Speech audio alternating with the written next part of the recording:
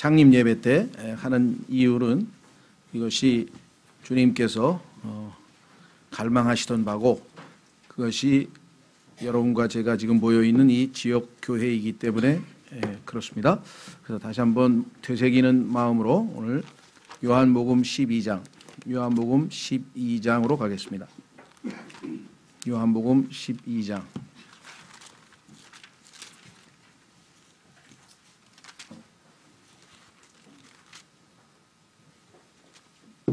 요한복음 12장 1절서부터 11절까지 하나님의 말씀 받들어 읽겠습니다. 요한복음 12장 1절에서 11절까지. 그 뒤에 예수님께서 유월절 엿새 전에 베다니에 이르셨는데 거기에는 이미 죽었던 나사로 곧 그분께서 죽은 자들로부터 살리신 자가 있더라. 거기서 그들이 그분을 위해 저녁 식사를 베풀었는데 마르다는 섬기고 나사로는 그분과 함께 상에 앉은 자들 중에 있더라. 그때 마리아가 매우 값진 나드 향유 한 근을 가져다가 예수님의 발에 붓고 자기 머리털로 그분의 발을 닦으니 향유 냄새가 집에 가득하더라. 이에 그분의 제자들 중에 하나로 그분을 배반하여 넘길 시몬의 아들 가롯 유다가 말하되 어찌하여 이 향유를 300데나리온에 팔아 가난한 자들에게 주지 아니하였느냐 하니 그가 이렇게 말한 것은 그가 가난한 자들을 염려하기 때문이 아니요 도둑이므로 가방을 맡아 그 안에 든 것을 가져갔기 때문이더라. 그때 예수님께서 이르시되 그녀를 가만두어라. 나를 장사 지낼 날을 대비하여 그녀가 이것을 간직하였느니라. 가난한 자들은 항상 너희와 함께 있거니와 나는 항상 너희와 함께 있지는 아니하니라 하시니라. 그러므로 유대인들 중에 많은 사람들이 그분께서 거기 계신 줄을 알고 오니 이것은 예수님 때문만이 아니요 그분께서 죽은 자들로부터 살리신 나사로도 보고자 함이더라. 그러나 수제사장들이 나사로도 죽이려고 협의하였으니 이는 그로 인해 유대인들 중에 많은 자들이 가서 예수님을 믿었기 때문이더라. 기도하겠습니다. 하나님 아버지 고맙고 감사합니다. 지난 21년간 하나님은 한량없이 긍휼과 사랑과 복을 내리시고 무엇보다도 신실하셔서 오늘까지 우리를 이끌어 주셨습니다. 저희의 게으름과 나태함과 불충함과 하나님 앞에 합당치 못한 모든 것에도 불구하고 주님의 신실함으로 이 모든 것을 이루신 주님께 진심으로 찬양을 드리고 주님 오늘 말씀을 통해서 주께서 갈망하셨던 그 지역교회의 모임이 저희 교회가 나아가는 방향이요 또 그것이 주님께서 원하시는 바임을 다시 한번 확인하고 주님 마음의 허리를 동이고 주님 영이 뜨거운 가운데 주님을 바로 섬길 수 있는 좋은 계기가 되도록 이 말씀을 허락해 주시기를 이 시간 간절히 기도드립니다. 심히 무지하고 무능하고 무기력할 뿐이오나 오직 주님을 신뢰하오니 주님께서 주님의 영으로 충만하게 채우셔서 지혜와 명철을 더하셔서 이 하나님의 말씀에 참으로 주님께서 역사하셔서 저희가 이 말씀을 통해 다시 한번 주님께 접근하는 다가서는 귀한 시간 되기를 원합니다. 이 예배를 주님께서 받으시고 홀로 존귀와 영광과 기쁨을 얻으시고 우리 모두에게 큰 유익과 복이 되기를 원합니다. 주님 안타깝게도 이런저런 사정으로 우리와 함께하지 못하는 여러 지체들이 있습니다. 그들이 어떠한 처지에 있는지 주께서 아시오니 그들을 붙들어 주시고 그들을 받아주시고 지켜주시고 동일한 복으로 채워주시기를 주님 앞에 간절히 바라옵고 이 시간도 아버지 손에 의탁합니다. 이 모든 말씀을 우리 주 예수 그리스도의 이름으로 기도하옵나이다. 아멘.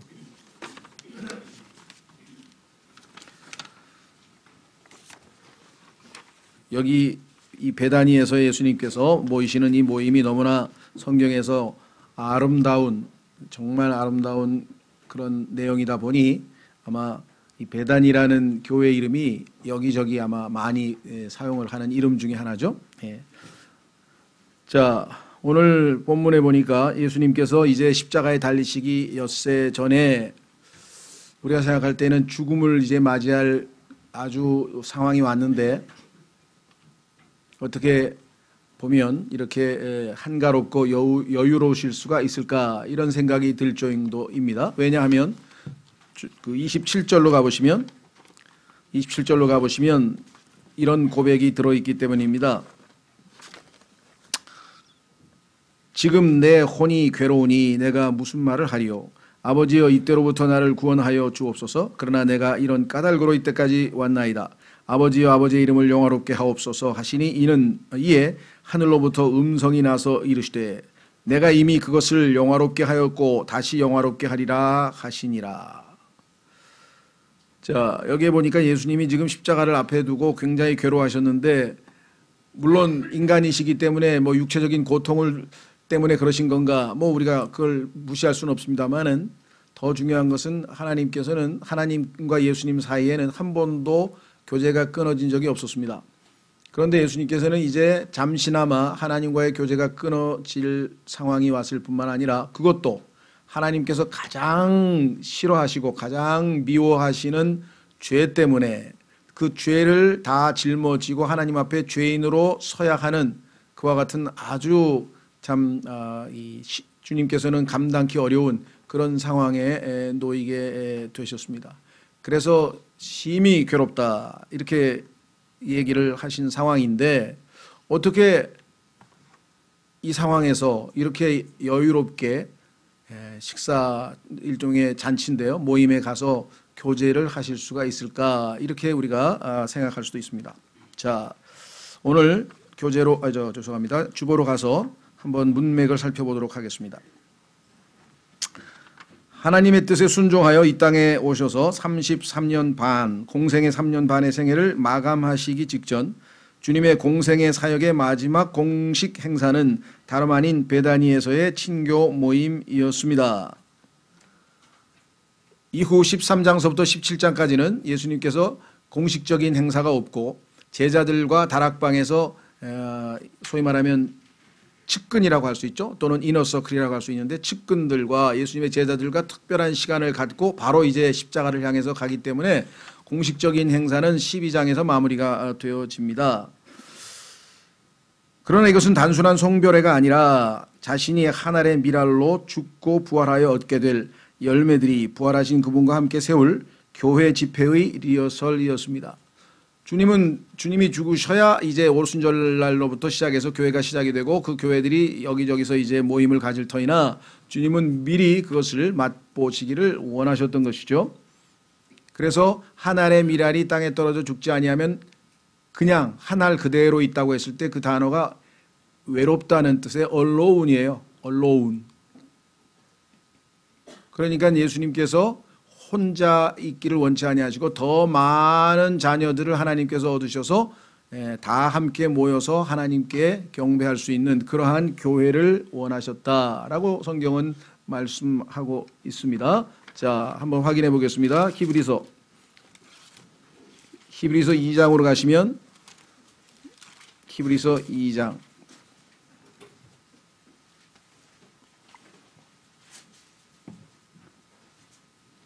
11절, 히브리서 2장 11절. 거룩히 구별하시는 분과 거룩히 구별된 자들이 다 하나에서 났으니 이런 까닭에 그분께서 그들을 형제라 부르기를 부끄러워하지 아니하시고 자신의 생명을 나누어 주셨기 때문에 우리에게도 동일한 예수 그리스도의 생명, 하나님의 생명이 들어와 있기 때문에 우리를 형제라 부르시기를 전혀 부끄러워하실 이유가 없죠. 왜? 동일한 생명이기 때문에. 이르시되 내가 주의 이름을 내 형제들에게 밝히 보이고 교회, 보셨어요? 교회의 한가운데서 노래로 주를 찬양하리다 하시고, 또다시 내가 그분을 신뢰하리라 하시고, 또다시 나와 하나님께서 내게 주신 자녀들을 보라 하시니라. 부활하신 예수님께서 기대하셨던 교회 모임에 대해서 이렇게 예언이 되어 있었습니다. 자, 다시 요한복음 12장으로 돌아오시고 교제로 돌아오시면, 주님의 갈망이 드디어 성취되기 직전인데 십자가를 앞에 놓고 주님은 그 갈망이 이루어졌을 때 어떠한 모습을 할 것인지를 미리 리허설을 하셨는데, 그분은 자신이 떠나가시고 이 땅에 남겨둘 그분의 몸된 교회가 어떤 모습으로 자신을 표현할 것인지를 미리 보여주신 것입니다. 과연 우리 교회는 지난 21년간 주님의 갈망하셨던 그러한 교회의 모습을 보여왔는지 되돌아보는 시간을 갖고자 합니다. 주님은 이런 교회를 내가 원한다, 내가 이런 교회를 이루기 위해서 십자가에서 죽는다, 이런 교회를 통해서 하나님께 영광을 돌리라, 이렇게 해서 시범을 미리 보여주셨는데, 과연 이 베다니 모임과 같은 모습을 우리가 갖추고 있는가, 한번 우리가 스스로를 돌아보는 시간을 갖기를 원합니다. 그리하여 주님께서 자신의 갈망을 이 교회를 통해 이루어 가시기를 간절히 소원합니다. 자, 주님께서 마음에 품으셨던 교회의 모습은 어떤 모습이었는가? 첫째, 1절, 2절로 가보겠습니다. 본문에 요한복음 12장 1절, 2절. 그 뒤에 예수님께서 유월절 엿새 전에 베다니에 이르셨는데 오셨습니다. 거기에는 이미 죽었던 나사로 곧 그분께서 죽은 자들로부터 살리신 자가 있더라. 거기서 그들이 그분을 위해 저녁 식사를 베풀었는데 마르다는 섬기고 나사로는 그분과 함께 상에 앉은 자들 중에 있더라. 그분과 함께, 이게 주님과의 교제죠. 그분과 함께, with Christ, 그리스도와 함께. 자, 그래서 우리는 교회라고 하는 것은 그리스도와 함께 하시는 교회입니다. 여러분 생각에는 그리스도가 함께 하지 않는 교회도 있는가요? 예, 성경에 보니까 있다 그랬네요. 확인해 보겠습니다. 계시록 3장 20절. 더더군다나 주님의 몸된 교회의 역사를 미리 예언적으로 보여준 계시록 2장 3장에 보시면 일곱 번째 마지막 교회, 즉 마지막 시대의 교회의 모습은 주님께서 그 안에 계시지 않는 모습으로 나옵니다. 주님께서 그곳에 임재하지 않으셔서 문 밖으로 예수님을 몰아낸 상태입니다. 그래서 할 수 없이 예수님께서는 개개인에게, 개인에게 노크를 하시고 마음 문을 여는 자들 안에 들어가시겠다. 그래서 지금 현재 집합적으로 주님의 몸된 교회의 영적 상태는 주님을 몰아낸 상태로 라오디게아 시대의 모습을 보여주고 있고, 다만 개개인이 예수님을 영접할 경우 그들 안으로 들어가셔서 주께서 교제하시겠다. 요한계시록 3장 20절. 보라, 내가 문에 서서 두드리노니 누구든지 내 음성을 듣고 문을 열면. 주님이 교회 안에 계신 게 아니라 교회 밖에 쫓겨나 계신 모습으로 나오니 이 영적 상태가 얼마나 비참한 상태인지. 내가 그에게로 들어가 그와 함께 만찬을 먹고 그는 나와 함께 먹으리라. 이렇게 성경에 나와 있습니다. 고린도전서 1장 9절로 가시면 예수님을 믿게 됐다고 하는 것은 예수님과의 사귐이 시작이 된 겁니다. 예수님과의 사귐이 시작이 된 것이죠. 하나님께서는 예수 그리스도와 사귈 아들의 신부감을 구하기 위해서 이 땅에 성령님을 보내시고 그 성령님께서 복음을 전파해서 예수님을 믿게 된 사람들이 주님의 몸된 교회를 이루어서 이제 사귐이 시작이 됐습니다. 고린도전서 1장 9절. 너희를 부르사 자신의 아들 예수 그리스도 우리 주와 교제하게 하시는 하나님은 신실하시도다. 여러분들 부모님들도 어떻게든지 자기 아들 짝을 찾아주려고 부지런히 애를 쓰시죠? 그런가요? 아니면 포기하셨나요? 하도 해도. 예, 하나님께서는 자신의 아들의 짝을 찾아주시기 위해서 여기 써 있잖아요. 너희를 부르사, 우리를 불렀어요. 내 아들의 신부가 되고픈 자는 다 와라. 내 아들을 믿으라. 내 아들이 너희를 위하여 죽고 너희를 신부로 맞이하리라. 너희를 부르사 자신의 아들 예수 그리스도 우리 주와 교제하게 하시는 하나님은 신실하시도다. 요한일서 1장. 그뿐만 아니라 예수님만한 사귄 게 아니라 예수님을 사귀면 아버지와도 함께 사귀게 됩니다. 요한일서 1장 3절. 우리가 보고 들은 그것을 너희에게 밝히 드러내면 너희 또한 우리와 교제하게 하려 함이니 참으로 우리의 교제는 아버지와 함께하는 것이며 그분의 아들 예수 그리스도와 함께하는 것이니라. 이것을 우리가 성가족이라고 합니다. 거룩한 가족, Holy Family. 이 Holy Family라고 하는 말을 스페인어로 만들면 사그라다 파밀리아라 그래요. 사그라다 파밀리아. 여러분들 모르겠습니다. 1992년에 바르셀로나 올림픽 할 때 우리나라에 좀 많이 알려졌을 텐데 그 안토니 가우디라고 하는 건축가가 세운 아주 희한한 성당 건물 있죠. 예, 그 건물의 그 건축물의 이름이 사그라다 파밀리아인데 사실은 안토니 가우디는 뭘 염두에 뒀냐면 예수님의 가족, 즉 마리아하고 요셉하고 예수님의 가족을 성가족으로 생각을 한 거예요. 그러나 진정한 의미에서의 거룩한 하나님의 집안, 거룩한 가족은 무엇인가? 하나님과 예수님과 예수님의 신부된 구원받은 그리스도인들이 함께 모여있는 것이 진정한 의미에서의 사그라다 파밀리아가 되겠죠. 자, 그래서 아버지와 아들과 함께 사귀는 모임이라 그랬어요. 자, 중요한 거는 모여야 합니다. 모이지 아니하면 안 된다. 자, 히브리서 10장으로 가겠습니다. 그래서 이제 우리가 모이기를 힘써야 한다. 현대인들은 많이 바쁘죠. 예, 뭐 참 그래서 이 모이기를 힘쓰기가 쉽지 않은 시대에 우리가 살고 있지만 그래도 시간 날 때마다 힘써 모이는 거죠. 교회가 다 함께 못 모이더라도 기도하러 몇몇 형제들끼리 모여도 되고 어떤 방식으로든지 어떻게든지 그리스도인들은 모입니다. 히브리서 10장 24절 서로를 살펴보아 사랑과 선한 행위에 이르도록 격려하며 모여서는 서로 격려합니다. 어떤 사람들의 습관과 같이 우리의 함께 모이는 일을 패하지 말고 모이기를 중단하지 말고 패하지 말고 서로 권면하되 그날이 다가옴을 너희가 볼수록 더욱 그리하자.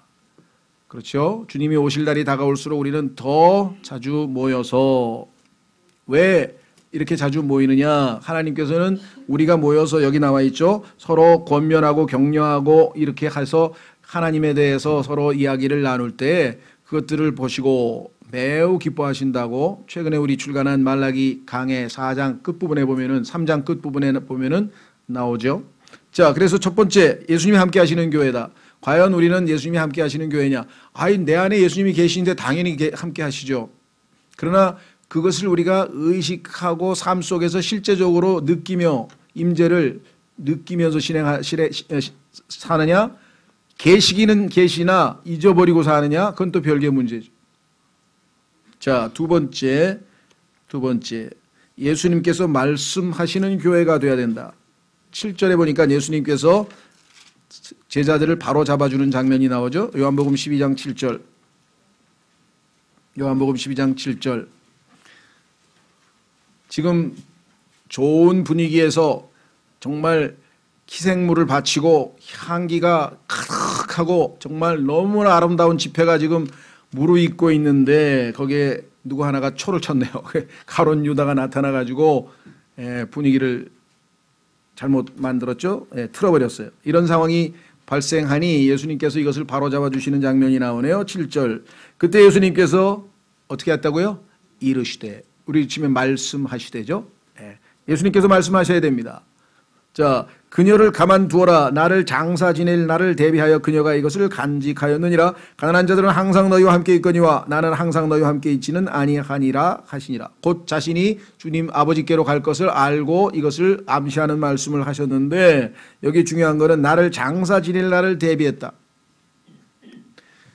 예수 그리스도의 제자들이 3년 동안이나 예수님을 쫓아다니고 말씀을 듣고 함께 정말 모든 것을 다 같이 할 정도로 그렇게 지냈는데도 불구하고 이 마리아라고 하는 여인 하나만이 예수님께서 곧 십자가에 죽으실 것을 의식하고 그분이 십자가에 죽으시면 그분이 말씀하신 대로 부활하실 것이고 그분이 승천하셔서 하늘로 가실 터인데 그러면 이 내가 가지고 주님께 섬기기 위해서 준비해 놓은 이 향유 이건 다 무슨 소용이 있느냐 이게. 그래서 그분이 살아계실 때 내가 그분을 장사 지낼 준비를 해야 되겠다. 그래서 살아계실 때 이 향유를 지금 주님께 다 부어버린 거예요. 그것도 300데나리온이면 1년치 연봉입니다. 연봉을 1년치를 다 1데나리온이 하루치 노동자 임금이었어요. 그러니까 1년치를 다 쏟아 부어서 예수 그리스도의 장사 지낼 것을 준비했다. 예수님께서는 사람들의 마음속에 있는 것을 아신다 그랬죠. 지금도 여러분과 제 마음속에 무슨 생각하고 계신지 다 압니다. 야, 오늘 교회 생일인데 반찬이 뭐지? 그런 사람도 있을 것이고 별의별 생각을 다 하고 계실 터인데 그렇죠. 주님은 하여간 모든 걸 다 알고 계세요. 그런데 그 순간에 이 여인이 정말 주님의 마음을 기쁘게 하십니다. 왜? 다른 사람들은 3년 반을 쫓아다녀도 지금 뭘 들었는지 다 잊어버렸나 봐. 그런데 이 여인은 이제 곧 주님이 죽으시는구나. 이때 내가 기회를 놓치면 주님을 위해서 내가 어떻게 봉사를 하고 섬기고 희생을 할 것인가 그 모든 걸 다 쏟아 부어버렸다. 주님께서 이 사람의 행위를 기억하고 많은 사람들이 늘 이야기를 회자하면서 이 여인을 기념하리라 하고 칭찬까지 해주셨던 그 여인이다 이 말씀이죠. 자, 그래서 우리는 주님께서 말씀하시는 교회라고 성경에 지금 말씀을 했습니다. 이것은 우리가 너무나 강조를 해서 저희가 디모데전서 3장 15절 찾지 않습니다. 교회는 하나님의 집, 진리의 기둥과 터, 진리의 말씀이 선포되어야 되는 것이고, 사도행전 2장 42절에서 사도들의 교리를 부지런히 가르치고 배우고 하나님의 말씀, 진리의 말씀, 예수님께서 하시는 말씀을 들을 수 있는 곳이 되어야 된다. 그래서 예수님께서는 몸된 교회를 남겨두셨습니다. 머리이신 예수님은 가셨습니다. 그러면 말씀을 누가 합니까? 그 말씀을 전달할 수 있는 일꾼들, 선물을 교회에 주셨는데 그들이 목사 겸 교사라고 하는 은사를 가진 사람이라고 에베소서 4장에 말씀을 하셨습니다. 그래서 그 말씀이 꾸준히 선포됨으로 말미암아 그 말씀을 통해 교회는 점점 잘 양육되고 성장해 간다고 지난주에도 교회 성장에 대해서 말씀을 드렸죠. 그렇죠? 예. 그래서 예수님께서 말씀하시는 교회, 왜 말씀을 들어야 되느냐? 성경에 보니까 믿음이 우리에게 생길 수 있는 유일한 수단입니다. 믿음은 들음에서 나고 들음은 하나님의 말씀으로 말미암았느니라. 하나님의 말씀을 듣지 않고는 우리 안에 믿음이 생겨날 수가 없기 때문에 하나님께서는 들을 수 있는 기회를 자주 만들어서 우리에게 제공해 주고 계십니다. 이번에 6월 6일 날 우리 신학원 특강, 연례 특강에서도 저희가 정말 기본 중에 기본, 예수 그리스도를 믿을 때 무슨 일이 일어났을까? 나와 관련하여 성경에서는 적어도 38가지가 순간적으로 바뀌었어요. 여러분들이 예수님 믿는 순간에 나에게 발생한 38가지, 뭐 몇 가지는 남 머릿속에 아마 계산하면 나오실 수 있지만 하나님의 말씀을 따라 한번 총 정리하는 시간을 이번에도 한번 좀 가지려고 합니다. 그래서 6월 6일 날도 특별한 계획이 있으신 분들은 어쩔 수 없지만 정말 한번 와서 내가 구원받을 때 무슨 일이 나에게 일어났는지 그 38가지를 성경을 찾아가면서 꼼꼼히 공부하는 복된 시간이 되기를 바라고요. 자, 그래서 두 번째, 주님과 함께 주님의 말씀을 듣는 그러한 모임, 그것을 교회로 생각하셨습니다. 세 번째는 뭐냐? 그 말씀을 듣고 보니 그분은 어떤 분인가? 온 우주에서 마땅히 경배받고 마땅히 그분 앞에 다 엎드려 그분을 드높일 수밖에 없는 그러한 분이시다. 요한계시록 4장과 5장에 가면 온 우주에서 가장 지성소에 해당되는 부분을 하나님께서 열어 보여주셨죠. 계시록 4장 5절은 지금 셋째 하늘에서 무슨 일이 벌어지고 있는지를 우리에게 명쾌하게 보여주십니다. 사람들은 거기에 관심이 없는지 모르지만 우리는 어마어마하게 관심이, 지금 셋째 하늘에서 가장 높으신 하나님의 은혜의 왕좌 앞에서 무슨 일이 벌어지고 있냐. 우리는 이 땅에서도 가장 권력의 중심부에 있는 곳, 그게 유엔 본부인지 아니면 백악관의 오벌 오피스인지 아니면 어딘지 모르지만 거기에서 뭔가 중요한 결정들이 내려지는데 우주에서 가장 중요한 결정들이 내려지는 하나님의 셋째 하늘의 그 왕좌에서 어떤 모습일까? 성경에 하나님께서 계시록 4장 5장에 자세하게 기록을 해놨어요. 무슨 일이 벌어지고 있는가? 내가 오늘 죽었다. 하늘나라에 갔다. 그러면 무엇을 하고 있을까도 거기에서 보여주고 있어요. 경배하고 있습니다. 엎드려서 거룩하시도다 거룩하시도다 거룩하시도다 거룩하시도다 끊임없이 하나님을 향해서 경배하고 있는 24장로들의 모습을 우리가 성경에서 볼 수가 있는데, 왜냐? 그분은 마땅히 경배받으셔야 할 분이고 하나님께서는 영과 진리로 경배하는 자들을 찾고 계신다. 영과 진리로 경배하는 사람이 이 지구상에 그렇게 많지 않아요. 하나님이 찾고 계신다. 그런 사람들이 모여있는 것이 교회다, 예수 그리스도께서. 자, 그래서 여기 우리는 요한복음 4장 24절에서 분명히 지금 살펴본 것처럼 하나님은 영과 진리로 경배하는 자들을 찾고 있다 그랬습니다. 자, 본문으로 가서 3절로 가겠습니다. 요한복음 12장 3절에 경배의 모습을 우리가 우선 확인하겠습니다. 3절. 그때 마리아가 매우 값진, 경배에는 희생이 따릅니다. 값진 것을 하나님 앞에 드려야 합니다. 값진 나드 향유 한 근을 가져다가 예수님의 발에 붓고 자기 머리털로 그분의 발을 닦으니 향유 냄새가 집에 가득하더라. 이것이 교회가 맛볼 수 있는 최고의 아름다운 모습인데, 자, 한 성도가 값진 향유 한 근을 가져다가 예수님의 발에 붓고, 자, 우리는 우리의 위치는 항상 예수 그리스도의 발끝입니다. 제일 낮은 곳에 우리는 엎드려서 가장 높은 곳에 계신 분을 위로 올려다보는데요. 자기 머리털로,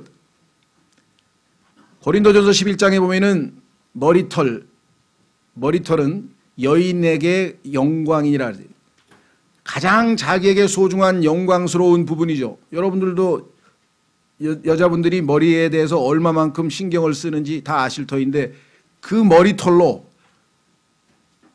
그 사막을 걸어 다니던 그 더럽혀진 발이 있는 발을 향유를 붓고 머리털로 예수 그리스도의 발을 닦았다.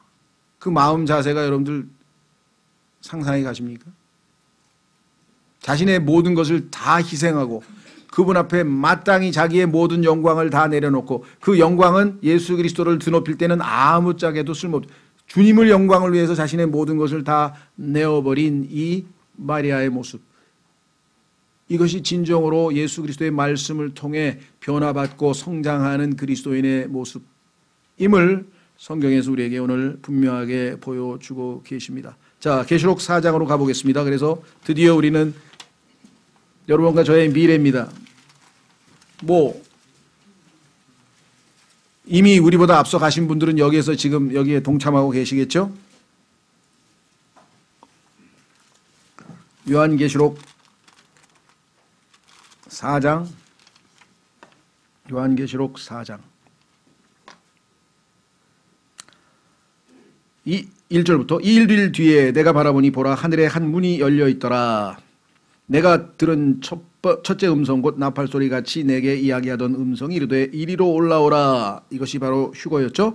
이후에 반드시 일어날 것들을 내가 내게 보이리라. 이것은 환란 때의 이야기였습니다. 자, 그래서 2절 내가 즉시로 영 안에 있었는데 보라, 하늘에 한 왕좌가 놓여 있고 저 북극성 방향으로 셋째 하늘 가장 높은 곳에 온 우주의 통치의 총 집합소인 통치가 이루어지는 한 왕좌가 놓여 있고, 그 왕좌에 한 분이 앉아 계시더라. 앉으신 분의 모습은 벽옥과 홍보석 같고 왕좌 둘레에 무지개가 있는데 보기에 에메랄드 같더라.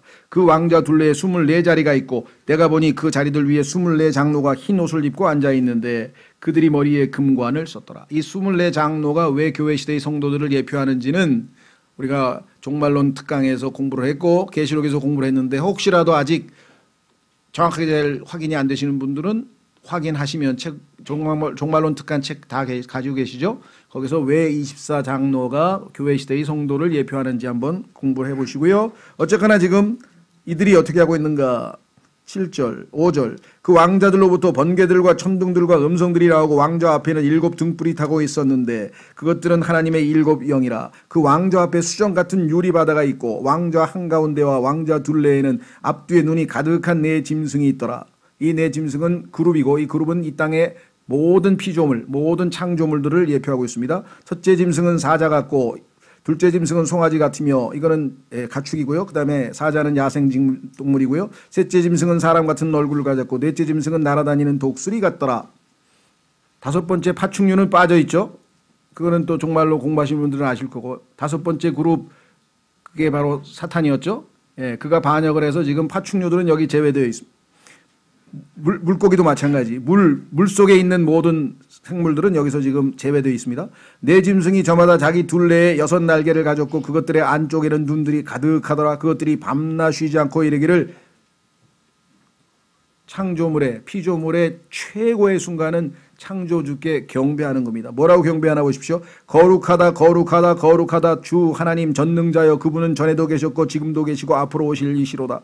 그 짐승들이 왕좌에 앉으신 분 곧 영원 무궁토록 살아계시는 분께 영광과 존귀와 감사를 드릴 때, 그러면 피조물만 감사를 드리냐? 구원받은 그리스도인은 더더욱 10절 24장로가 왕좌에 앉으신 분 앞에 엎드려 영원 무궁토록 살아계시는 분께 경배하고, 영원토록 여러분과 제가 해야 할 일이 경배라고 한다면 이 땅에서 여러분과 제가 경배하는 순간이 가장 경이롭고 가장 뜨거운 그러한 순간이 되어야 되겠죠. 자기들의 관을 왕좌 앞에 던지며 오 주여 주는 영광과 존귀와 권능을 받기에 합당하시오니 주께서 모든 것을 창조하셨고 또 그것들이 주를 기쁘게 하려고 존재하며 창조되었나이다. 그 다음에 5장 맨 끝부분, 5장은 다 읽지 않고 14절만 읽겠습니다.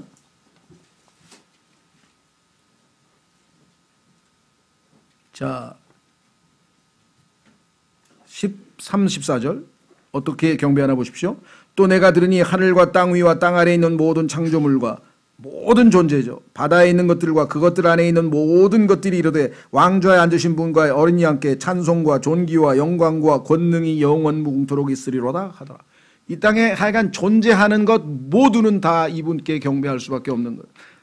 이에 네 짐승이 이르되 아멘 하고 24장로가 엎드려 영원 무궁토록 살아계시는 그분께 경배하더라. 그래서 우리는 영과 진리로 경배하기 위해서 이 짧은 시간 한 시간 모여 있지만 이 순간이 우리 인생에서 가장 중요한 순간이라 피조물로서 우리가 마땅히 해야 될 일이고 하나님께서 이 경배받기를 기뻐하신다라고 하는 것이죠. 그래서 경배가 있는 교회 네 번째는 섬김이 있는 교회입니다. 섬김. 예수님께서는 내가 섬김을 받고자 온 것이 아니라 섬기려 오셨다. 이 땅에 예수님이 섬기러 오셨다면 주님께서 몸된 교회를 남겨놓고 이 땅에서 기대하시는 바는 예수님을 대신해서 이 땅에서 우리가 섬기는 일을 해야 되겠죠. 그렇죠? 여기 성경 구절을 보면 찾진 않겠습니다. 마가복음 10장 45절에는 예수님이 오신 목적은 섬김을 받으러 오신 게 아니라 섬기러 왔다. 목적을 말씀하셨고 두 번째 출애굽기 4장 23절에서는 뭐라고 얘기했느냐.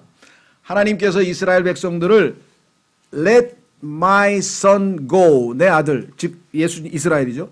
Let my people go, 내 백성을 가게 하라. 왜? 그들이 나를 섬기게 하고자 함이라.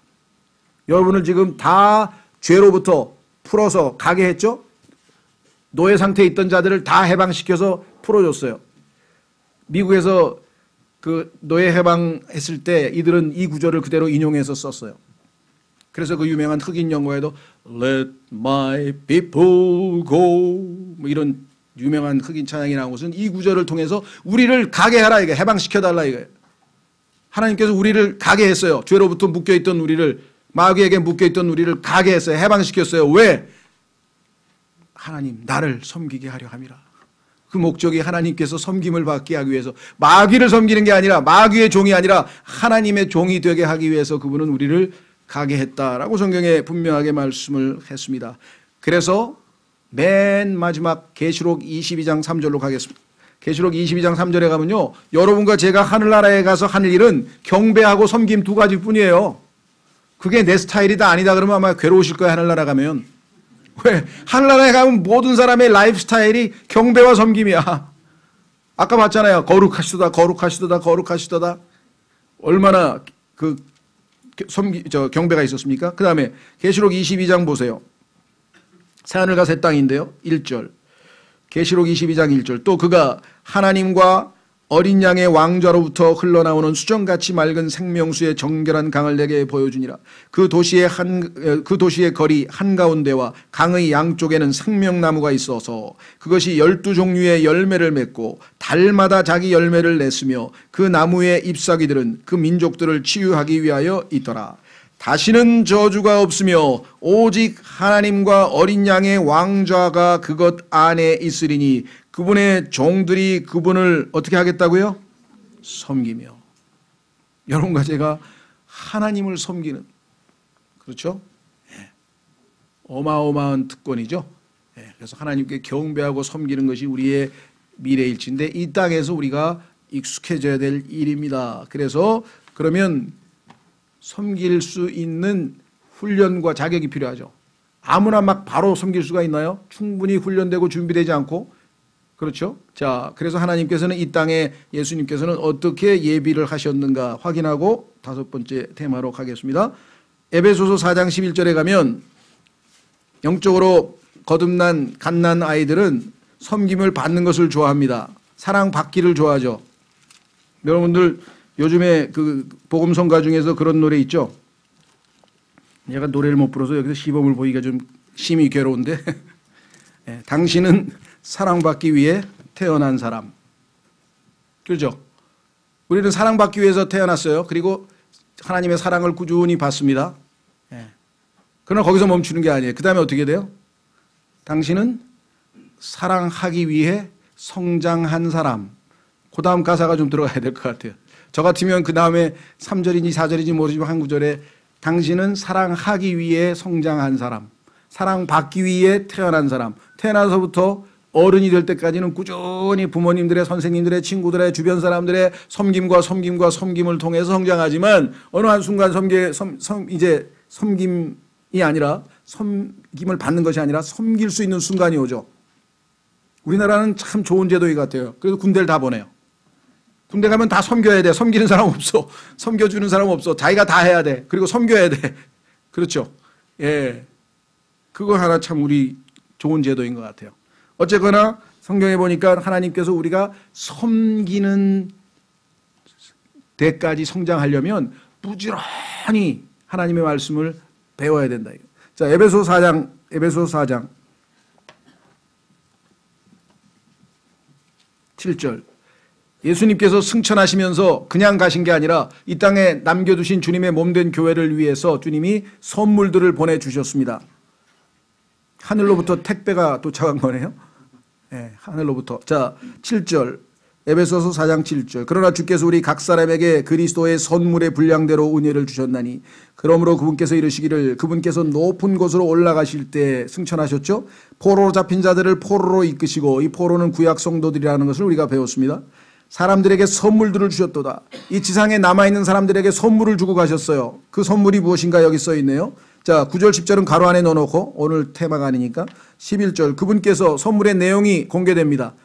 딱 리본을 푸니까 그 선물 상자 속에 뭐가 들어가 있었느냐. 더러는 사도로, 더러는 대언자로, 더러는 복음 전도자로. 그런데 이제 초대교회가 시대가 지나가고 이제 이 본격적으로 교회 시대가 시작된 이 시대에 하나님께서 사용하시는 마지막 선물은 목사 겸 교사로 주셨으니. 목사 겸 교사로 주셨으니. 이게 엔드로부터 하나입니다. 명칭이.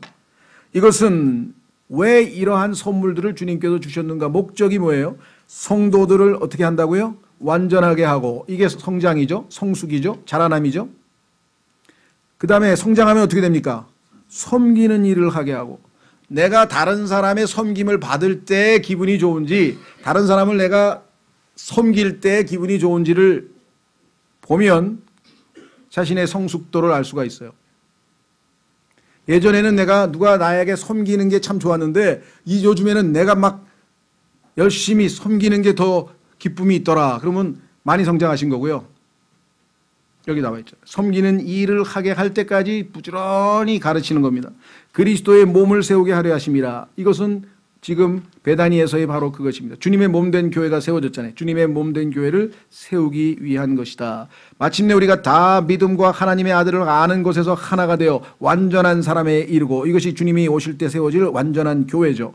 그리고 그리스도의 충만하심에 장성한 분량에까지 이르리라. 이것은 왜 이렇게 부지런히 목사와 교사를 통해서 주일날 오전에 성경 공부하고 오후에 가르치고 또 수요일날 가르치고 토요일날 가르치고 또 뭐 특별 집회하고 왜 계속 하는가? 여기 나와 있죠. 이것은 우리가 이제부터 더 이상 어린 아이가 되지 아니하여 성장해서 사람들의 속임수와 몰래 숨어서 속이려 하는 자들이 사용하는 간교한 술수로 말미암아 교리의 모든 바람에 이리저리 흔들려 밀려다니지 아니하고. 여러분과 제가 과거에 얼마나 많이 속았으며 얼마나 많이 이리저리 미달리고 떠달리고 밀려다니고 하다가 올바른 성경과 올바른 진리를 주님께서 우리에게 가르쳐 주셨는가.